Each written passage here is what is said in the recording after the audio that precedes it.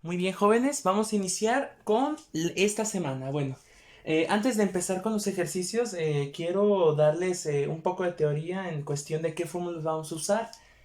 En primera, la primera ley de la termodinámica, esa no la dejamos. Acuérdense que la segunda ley de la termodinámica es una restricción de la primera, entonces no viola la primera, al contrario, la complementa, la hace más real.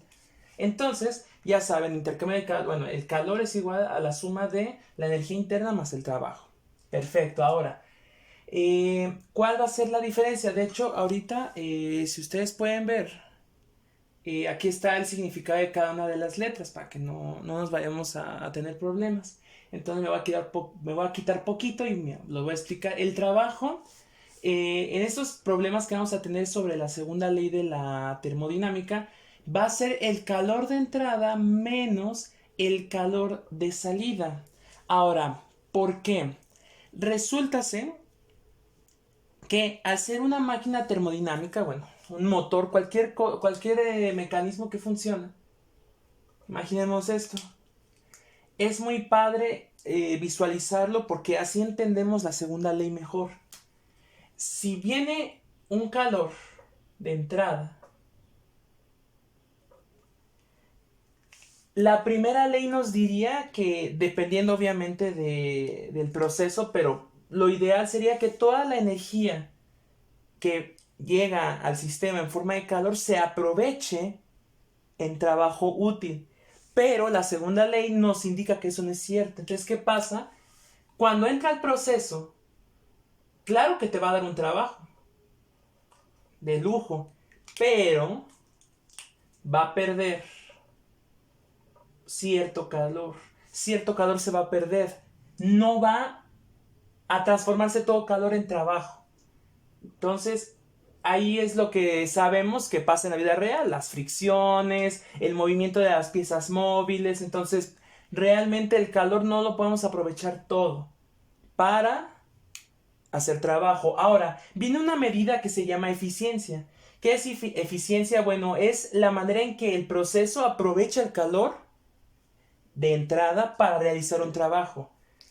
¿Qué significa que una máquina sea más eficiente? Ah, muy sencillo. Que produzca el mayor trabajo posible con el calor que se le suministra. Y lo vamos a ver en los ejercicios. Entonces, para medir la eficiencia de una máquina, debemos estar, bueno, la fórmula dice que hay que restar el calor de entrada menos el calor de salida y eso dividirlo entre el calor de entrada. ¿Qué significa? Que bueno, esta medida nos va a decir qué tanto se aprovechó el calor de entrada. ¿Por qué? Porque estamos tomando en cuenta el calor que se perdió. Entonces, por eso, la eficiencia va a ser nuestra medida para medir eso. Ahora, en cuestiones más prácticas, en un ambiente más real, es muy difícil determinar el intercambio de energía, que es el calor. Entonces, mediante procedimientos matemáticos que no vamos a ver aquí, ni nos interesan ahorita, se llegó a la conclusión que la eficiencia también se puede medir en temperatura de entrada menos temperatura de salida entre temperatura de entrada. ¿Por qué? La temperatura sí la puedo medir. Si yo pongo dos puntos de un cuerpo y les pongo el termómetro, puedo medir a qué temperatura están. Ahora, voy a aclarar. La temperatura es absoluta. Aquí vamos a trabajar con absolutos. Si ven aquí, por ejemplo, el trabajo lo vamos a expresar en joules. En este tipo de trabajos de esta semana, el trabajo siempre va a estar en joules.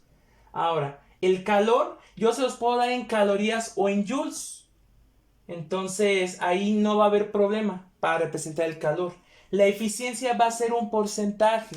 Ya cuando lleguemos a los ejercicios, les voy a decir ciertas cositas para que no se les olviden. Entonces, la temperatura va a ser en kelvins. A partir de aquí y también de aquí de esta fórmula de la entropía, la temperatura va a ser absoluta. ¿Qué quiere decir? Si yo te doy en grados Celsius, le vas a tener que sumar 273 para obtener los grados Kelvin.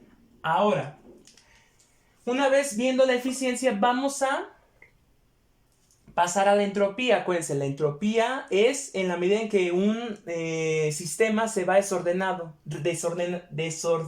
perdón, a través del tiempo. Entonces, la energía va a tender a dispersarse. Y en un ejercicio va a estar muy bien ejemplificado, pero bueno, paso a paso. La fórmula de la entropía, hay dos. La primera es la cantidad de calor entre temperatura absoluta. De hecho, la unidad es joules sobre Kelvin. Cierta cantidad de calor va a entrar a un sistema con una temperatura absoluta y vamos a ver la medida de cambio que va a haber, la medida de desorden. Entonces, la última fórmula que vamos a usar es una más sencilla, un poco más abstracta, pero tiene sentido. Es la constante de Boltzmann por el logaritmo natural de omega. ¿Qué quiere decir? Lo que les explicaba del ejemplo del cuarto. Imagínense que en el cuarto yo tengo un armario, tengo un librero y tengo una cama. Si está ordenado, mi cuarto pues, tiene una forma de arreglarse. La cama puede ir acá, el armario acá y el librero acá.